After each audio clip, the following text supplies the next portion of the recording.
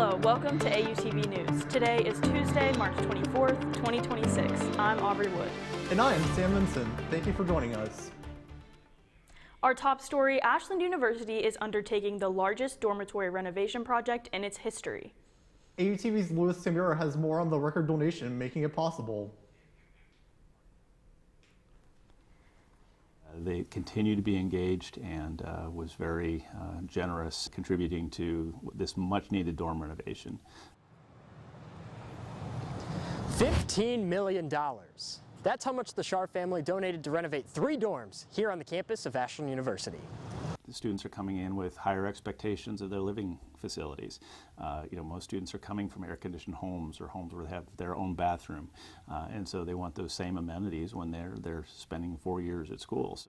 The donation is in addition to the Shar's $10 million gift for the recently completed campus beautification and signage project. In his words, he was very transformed by this place, and his work ethic and approach to business and life have put him in a situation where he's able to turn around and contribute back to the alma mater. Well, I mean, what is there to say? It's just an incredible blessing that has been given to us, and the problem is not with the donations, it's just to ensure that that generosity is translated into a way that does it justice. Ewing expects Andrews Hall to be completed by midsummer, with Amstutz and Jacobs ready for move-in day this August. It's all pretty exciting. It's a lot of work for our contractors and our team to have those all ready for fall, which is the schedule, but we're excited about the opportunity to do this for our students in our residence halls. In total, the Shar family has given over $55 million to the university, a mark that will never be forgotten. Louis Tamura, AUTV News. Thank you, Louis. The renovations are considered Phase 1 of the campus housing plan. Phase 2 includes dormitory renovations with a focus on Clark, Myers, and Kim halls. After months of construction, the elevator in the Center for the Arts building is back.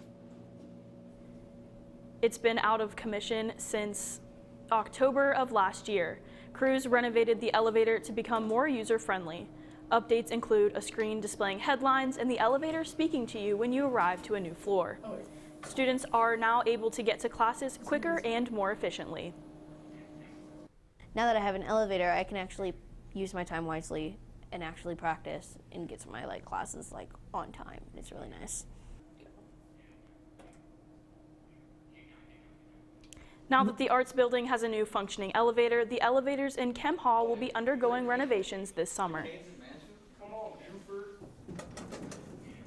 AU's annual Day of Giving was a huge success, raising more than $250,000 for the university. I spoke to students and staff about their fundraising efforts. As a senior, I gave back because I want future classes to be able to experience things that maybe I didn't get to or have a better version of something that I had. Ashland University's annual Day of Giving encourages donations to organizations across the campus. One of AU's goals this year was to, quote, turn the U.S. purple, getting at least one donation from each state in the country. I spoke to members of the Department of Institutional Advancement for their insights. We wanted to turn the United States of America purple. So off the top of my head, I think we had about 33 states that participated, obviously out of those 50, and we just had a fun-filled day. It really is more about that meaningful involvement coming together as one. Really, it's just try to inspire people to give. In addition to Turn the U.S. Purple, another fundraising event for the Day of Giving is the swim and dive team swim-a-thon, in which someone swims constantly for 24 hours during the Day of Giving. I talked to head coach Sydney Laughlin to get her insights and comments about it. What they do is just go have fun, and right now they're in the water just having fun, but they also have in lane 1 a way to just keep swimming for 24 hours. It gets the team involved to give back to the community, but also the community giving to us. In addition to the swim-a-thon, over $130,000 has been raised towards a new indoor baseball facility, about 65% of the campaign's $200,000 goal. This campaign is ongoing until June 17th. Sam Vincent, AUTV News. More than 710 donors contributed to the Day of Giving campaign. Ashland University seniors are giving back this year by funding a new costume for Tuffy the Eagle. AUTV's Donna Krukowska spoke with the senior class president to learn how much has been raised so far. Every year, Ashland University seniors give back to their soon-to-be alma mater through a senior gift. This year, seniors had a choice, a new chapel bell or a new mascot costume. They chose to give Tuffy the Eagle a makeover. It started as a tradition. In a way, it is a way of saying we benefited from this university and we want to give it back to the other students. The last time Tuffy got a new look was in 2018, when the fluffy eagle hit his protein goals and got jacked. We were told that Tuffy costume has not been replaced for a very long time. To raise the money, fundraising leaders asked seniors to donate as little as $1, hoping that at least 25% of the class contributes. Those who donated $18.78, an amount resembling AU's founding year, will receive a philanthropy cord to wear at graduation. We just did the, let's say, round one of the fundraising. That was in the day of giving. On March 19th, during the Day of Giving, 18 donors gave more than $5,000 for the Tuffy makeover. Students or seniors can still give to the university. They will be able to donate again if they have not donated before or they want to donate more. It will be 2 weeks before graduation until which you can donate. But I don't think seniors will be able to see the new suit except for in the probably Instagram or some social media. Will the new Tuffy have biceps and a six-pack? That remains a secret. Donna Krukowska, AUTV News. More details about the new Tuffy costume will be shared after fundraising ends this April. Coming up on AUTV News, new laws in the Buckeye State. Find out who is affected right after the break.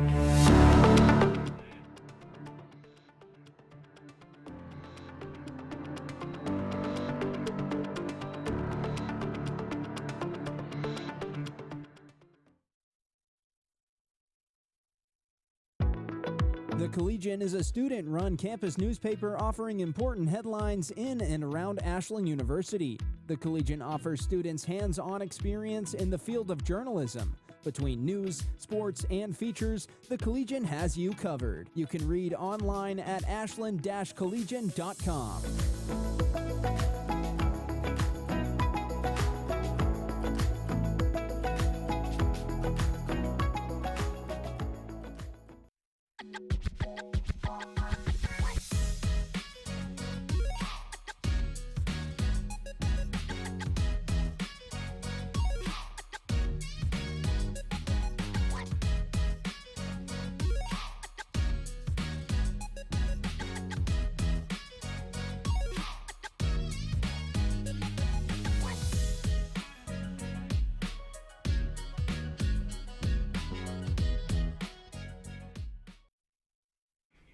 Welcome back. Senate Bill 293 is now in effect, changing key deadlines and procedures in Ohio elections. Previously, absentee ballots that were properly postmarked by Election Day could be received and counted by a county's Board of Elections up to 4 days after the election. This new Ohio bill would essentially eliminate that grace period. Ohio lawmakers say that this will strengthen election integrity and standardize the counting practices statewide. Some stores in Ohio are having one less item for customers to buy.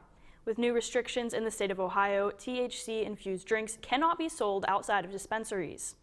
Governor Mike DeWine wanted these restrictions in place, stating they were too loose to begin with. Some say the changes will improve safety. Others say the restrictions could push some users toward illegal products.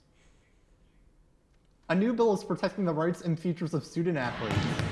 AUTV's Nick Olquin explains how it focuses on the regulation of name, image, and likeness contracts. Over the last few years, athletes have been able to receive compensation for their name, image, and likeness. No matter what division you play in or class, college athletes are especially taking advantage of this opportunity. Basically, by NIL deal, I am sponsored by a company called Roback. I found them, I've been wearing their clothes for years now. And I saw they did a Roback University program, and so what that was is, athletes sign up for it, they get accepted into it, and then they're able to use their name, image, and likeness to, not only promote the company, but also represent themselves 20th, 2026, the State of Ohio Senate Bill H184 went into effect. What the bill says is that it's putting limitations on NIL deals for athletes. I think it is important for college athletes not only to be able to promote themselves, but to also be compensated for their work in and out of their sport, as well as be compensated for that as well. This bill is no longer having NIL deals for middle school and high school athletes, with putting limitations on college athlete deals, with only allowing them to have it during their eligibility years. I don't think it's particularly bad for the athlete or the NIL deal. You know, why would it make sense for a company to sponsor you for more than 4 years when, you know, it's just those 4 years that you're representing the university, that company, and then yourself in that sport? So I don't think it's particularly bad. For more information on Senate Bill H184, go to legislature.ohio.gov. Nick Olquin, AUTV News. Thank you, Nick. This new bill affects all athletes who compete in Ohio, even if you do not reside in the state. Learning to find your peace. Ashland University's Center for Nonviolence hosted their 11th annual Peace Conference last weekend. The event was held in the Dauch College of Business and Economics building. This year's theme was the spirit of peace. They're important because they get us scholars involved in dialogue with people from the community and surrounding communities on how they're working to advance peace.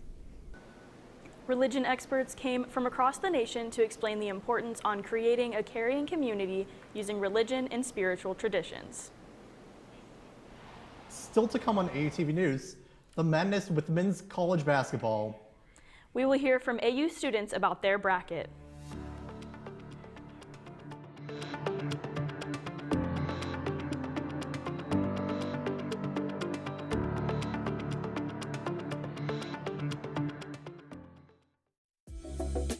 AUTV is Ashland University's award-winning TV station. Being a part of the journalism and digital media department, AUTV can guarantee students growth by giving them hands-on experience with studio, remote, or digital content. Take a look at our program today by visiting youtube.com/@AshlandJDM.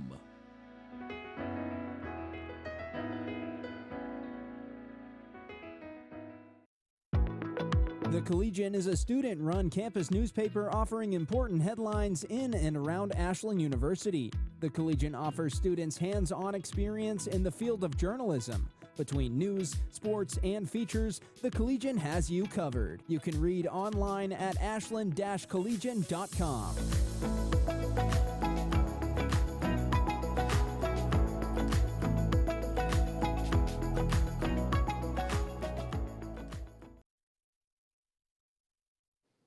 Hello and welcome to this March Madness update. I'm Jason Basil. Thanks for tuning in.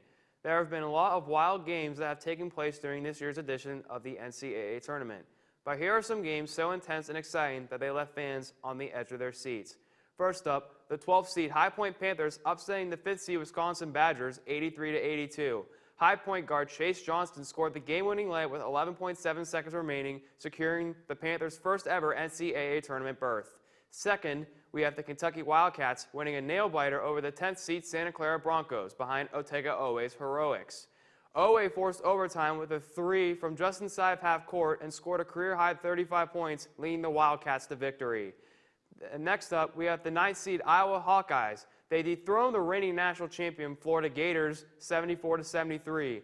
Forward Alvaro Fulgueres hit the game-winning three with 4.5 seconds remaining, setting the Gators packing. And finally, we have the St. John's Red Storm. They advanced to the Sweet 16 for the first time since 1999 with a 67-65 win over the 4th-seeded Kansas Jayhawks. Guard Dylan Darling scored the game-winning layup at the buzzer, sending St. John's to the Sweet 16. And that's a look at what has been happening in the NCAA tournament as of late. Be sure to follow the madness leading up to the national championship game, which will take place on Monday, April 6th in Indianapolis, Indiana. Jason Basil, AUTV. Thank you, Jason. March Madness is in full effect and AU students are in on the action. Brackets are the main ingredient in making the intensity so high. Here on campus, students gathered at the rec center to watch the first and second rounds of the tournament. The thrill of watching and the possibility of an upset where a lower seed beats a higher seed is what separates March Madness from other sports.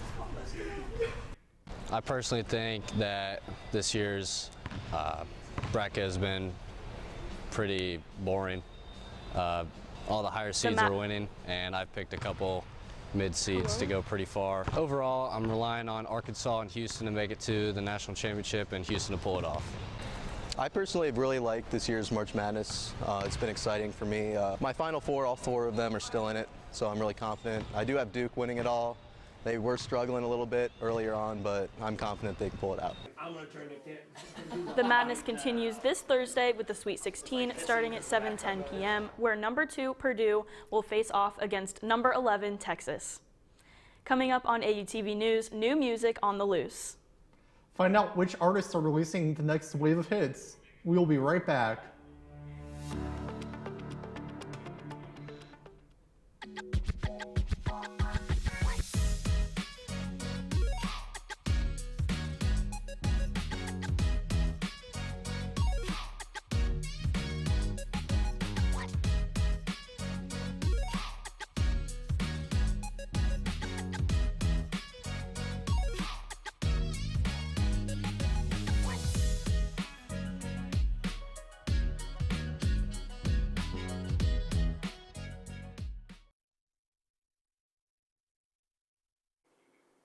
Hello and welcome, I'm Macy Gannon and this is your music news update. There's been a few new albums that have already been released since the beginning of 2026. Most recently on our radar, a few days ago, alt-rock band Muse came out with their album, Wow, Signal in Space. Shortly before that, we had Mitski's 8th studio album released on February 27th, entitled Nothing's About to Happen to Me. Coming up in music, 90s Riot Grrrl spearhead band Bikini Kill is coming to the Agora in Cleveland on September 17th. Bikini Kill is known for their screeching vocals, crowd interactions, feminist themes, and a demand for more women in rock. Hole frontwoman Courtney Love teased an upcoming collab with Canadian artist Melissa Moore, and Hole has a home in the grunge scene hand in hand with Nirvana and a well-known controversial stage presence. Love's music follows themes of domestic violence and the struggles of addiction. Also coming to Cleveland is Tokyo band Hanabi at the House of Blues in Cleveland on Friday. Hanabi is self-proclaimed pastel goth with a very hardcore punk sound. This is their second American tour and their second time in Ohio. A lot of their music has topics of workplace sexual harassment, female anxiety, and body dissatisfaction. That's all for your music news update. I'm Macy Gannon. Back to you. Crack window books starting this week. The Archer Library welcomes back the Scholastic Book Fair, open for all ages. The event runs from Monday until Thursday and can be found in the library's Active Learning Lab. Check on your favorite childhood characters, re-invoke your creativity in between classes, and peruse the useful yet fun trinkets.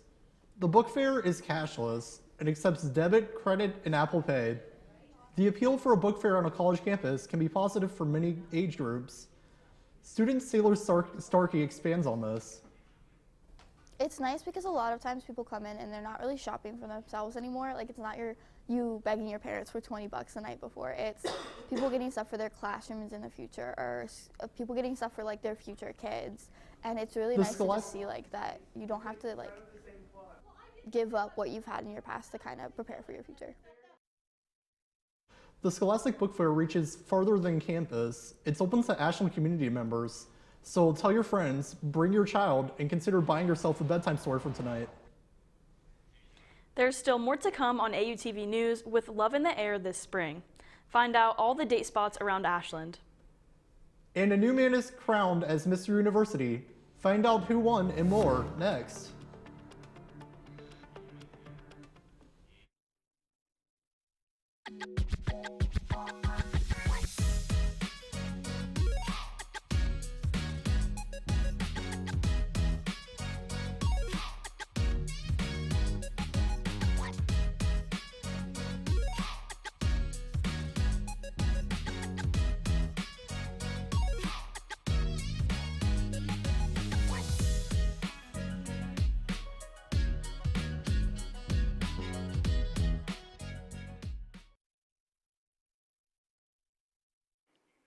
Spring is finally here, enough of the cold, dreary dates inside. It's finally time to embrace the warming weather, and it's always better with a partner. Need some date ideas? I'm your host, Micaiah Francis, and luckily I'm here to help you out. The first one, it's an easy go-to. Go to a picnic in the park. Sit under a nice tall tree, feel the breeze, and eat some good food. The second one, if you're in the mood for some vigorous activity, you can go on a bike ride. Make it as long as you want. The third one, it might be a little bit harder to find and come about, but you could find a farmer's market. Buy each other cute little items. My personal favorite and my go-to is an ice cream date. And then after the ice cream date, you can go get it and go on a walk together. And then after that, when you're really tired, you can go and watch the sunset together, make it a perfect date, and finish it out. These are all simple, classic go-tos. Hopefully one of these strikes you as intriguing. Go on and enjoy the outdoors before it's too hot to step outside. I'm Micaiah Francis, AUTV. Thanks, Micaiah. Next, he's a nursing student and wants to be a part of your world. Daisha Lene introduces us to this year's Mr. University. Hi, Daisha. Hi, Sam. Yes, he's a real winner. I had so much fun at the event and really enjoyed singing along to Part of Your World. But the best part of it, it was all for philanthropy.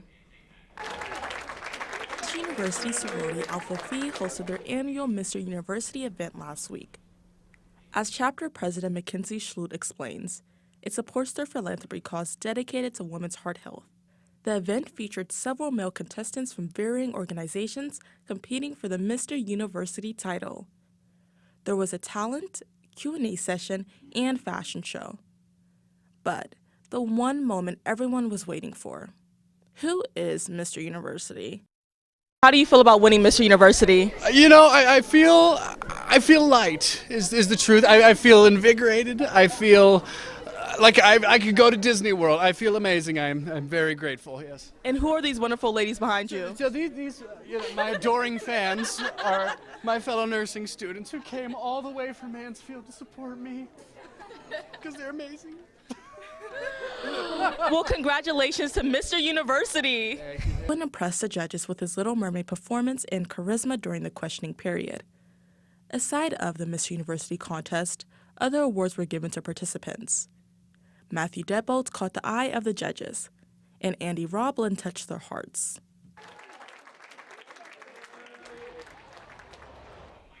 Congratulations once again to Owen. You can contact Alpha Phi at alphaphi_AU to learn how you can further support their cause.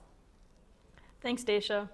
Coming up next on AUTV News, Ashland is infested with bunnies. But no animals are involved.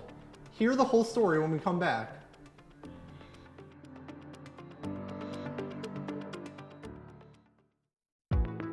The Collegian is a student-run campus newspaper offering important headlines in and around Ashland University. The Collegian offers students hands-on experience in the field of journalism. Between news, sports, and features, the Collegian has you covered. You can read online at ashland-collegian.com.